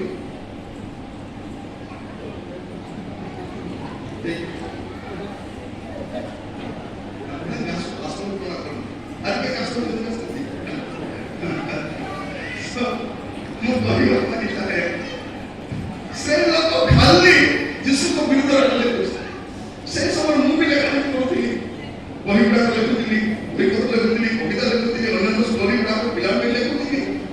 ତ ଦିନେ ତାଙ୍କ ସହ ଦେଖା ହେଲା। ମୁଁ କହିଲି ସାର୍, ଆପଣ କାହିଁକି ଖ୍ରୀଷ୍ଟିଆନଙ୍କ ବିରୁଦ୍ଧରେ ଲେଖୁଛନ୍ତି? ଆପଣ ଟିକେ ମୁସଲମାନଙ୍କ ବିରୁଦ୍ଧରେ ଲେଖୁନାହାନ୍ତି। ତାଙ୍କର ତ ହାଣି ପକାଇବେ, ହାଣି ପକାଇବେ, ହାଣି ପକାଇବେ। ହେଲେ ଆଜ୍ଞା ଯଦି ଆପଣ, ଆମେ ତ ବେଶୀ 2-3% ଅଛୁ, କିନ୍ତୁ ହିନ୍ଦୁ ଲୋକ ବେଶୀ ଅଛନ୍ତି। ଆପଣ ବି ହିନ୍ଦୁ ବିଷୟ ଲେଖୁନାହାନ୍ତି, ମତେ ଛାଡ଼ିଲେ କେବେ ମାରି ମରେଇ ଦେବେ। ମୁଁ କହିଲି ସେଇଟା ଆଜ୍ଞା ଫେମସ୍ ହେବାର ଅଛି, ଯୀଶୁଙ୍କ ବିରୁଦ୍ଧରେ ଆଜ୍ଞା କହିଲେ ତ ଫେମସ୍। ସେଠି ଆଜିକାଲି ସୋସିଆଲ ମିଡିଆ ଦେଖିବେ କି ନାହିଁ, ମାନେ କିଛି ଗତି ମୂର୍ତ୍ତି ନାହିଁ ସେମାନଙ୍କର। ଯୀଶୁଙ୍କ ମୁଁ ତ ଜଣା ନାହିଁ, ମାଟି ମୁଣ୍ଡା ମାନେ କିଛି ତ ଜାଣିନ କାହିଁକି ଫେମସ୍ ହେବାର ଅଛି, ଫେମସ୍ ହେବାର ଅଛି, ଯୀଶୁଙ୍କ ବିରୁଦ୍ଧରେ କହିବାର ଅଛି। ଆଉ ଯୀଶୁଙ୍କ ସପକ୍ଷରେ ପ୍ରଚାର କଲେ ମାରି ଖାଇବା ପାଇଁ ରେଡି ଥିବାର ଅଛି। ସେଇଟା ଆଜିକାଲି ବାହାରୁଛନ୍ତି କଥା କଲେ ମୋବାଇଲ ଖୋଲିଦେଇକରି ଯୀଶୁଙ୍କର ତତେ ତ କିଛି ଜଣା ନାହିଁ, କିଛି ତ ଜାଣିନି, କାହିଁକି ପକଡ଼ କରୁଛୁ। ଆଉ ଆମର ଲୋକମାନେ ମଧ୍ୟ ଦେଖୁଛନ୍ତି ଆଜି କଣ କହିବ ହେଲେ, ଆଜି ଟିକେ ଶୁଣି ଆମେ କଣ କରୁ କିଏ ଶୁଣୁନାହାନ୍ତି, ଶୁଣୁଛନ୍ତି କି ଚାଲୁ ଗଲା ଏଟା ନାହିଁ, ସେ କଣ କରିବା ଅଛି ସେଟା ପକାଉଛନ୍ତି। ତାର ଭିଏସ୍ ପରିମାଣ ଯାଉଛି, ସେ ଘରେ ବସି ଛାଡ଼ି ଛାଡ଼ି ଯାଉଛି।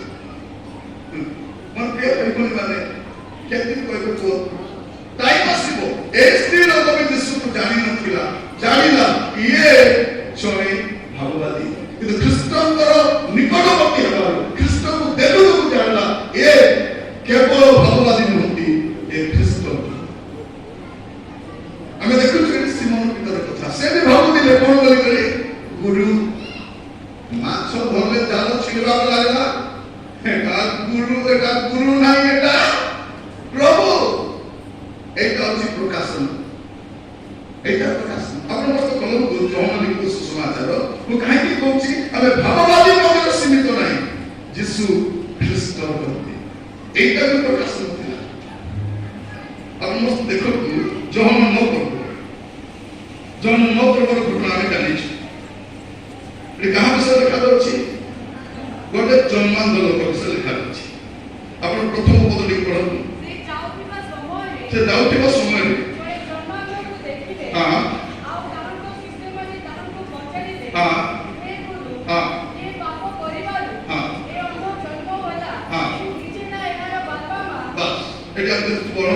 ଜନ୍ମାନ୍ଧ ବିଷୟ ଲେଖାଯାଇଛି। ଏ ଜନ୍ମାନ୍ଧ କଣ ହେଇଯାଉଛି, ଏ ସୁସ୍ଥ ହେଇଯାଉଛି। ଏ ଅନ୍ଧ ଥିବା ଯାଏ ସବୁ ଠିକ ଥିଲା, ଏ ଅନ୍ଧ ଥିବା ଯାଏ ତାକୁ କିଛି କରୁନଥିଲେ, କିନ୍ତୁ ଯେତେବେଳେ ଅନ୍ଧ ଫଳ ଦେଖିଲା ତାର ପରେ କଣ ଅଛି ଆପଣ ଦେଖନ୍ତୁ 11 ପଦ ପଢନ୍ତୁ। ସେ ଉତ୍ତର ଦେଲା, ଯାହାକୁ ଯୀଶୁ ବୋଲି କହନ୍ତି, ସେହି ବ୍ୟକ୍ତି କାଦୁଅ କରି ମୋର 2 ଆଙ୍ଗୁଳି ଲେପି ଦେଲା, ଆଉ ମୋତେ କହିଲେ, ସିଲୋକୁ ଯାଇ ଧୋଇ ହୁଅ। ତେଣୁ ମୁଁ ବାହାରି ଯାଇ ଧୋଇଲି, ମୋ ଦୃଷ୍ଟି ପାଇଲି। ବାସ୍ ଏ କଣ କହୁଛି, ସେ କହିଲା ଯାହାକୁ ଯୀଶୁ ବୋଲି କହନ୍ତି ସେଇ ବ୍ୟକ୍ତି, ଯୀଶୁ କେ, ଯୀଶୁ ବୋଲି ଗୋଟେ ବ୍ୟକ୍ତି, ଅନ୍ଧ ତ ଅନ୍ଧ ଭଲ ହେଲା, ଭଲ ଜାଣି କଣ କରୁଛି, ଯୀଶୁ ବୋଲିବା ଜଣେ ବ୍ୟକ୍ତି। ବ୍ୟକ୍ତି ପରେ କଣ ହଉଛି, ଆହୁରି ଚାଲିବା ଷ୍ଟୋରି ଆପଣ ପଢନ୍ତୁ, ଆପଣ ମାନେ 16-17 ପଦ।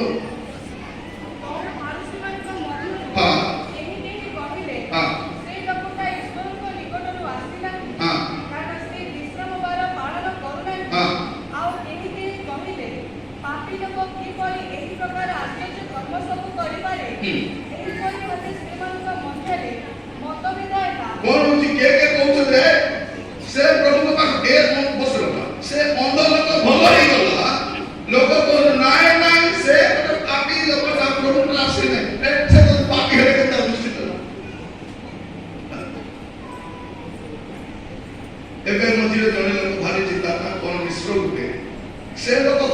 कहूँ यीशु को देख 3टा कंटारे झुली गले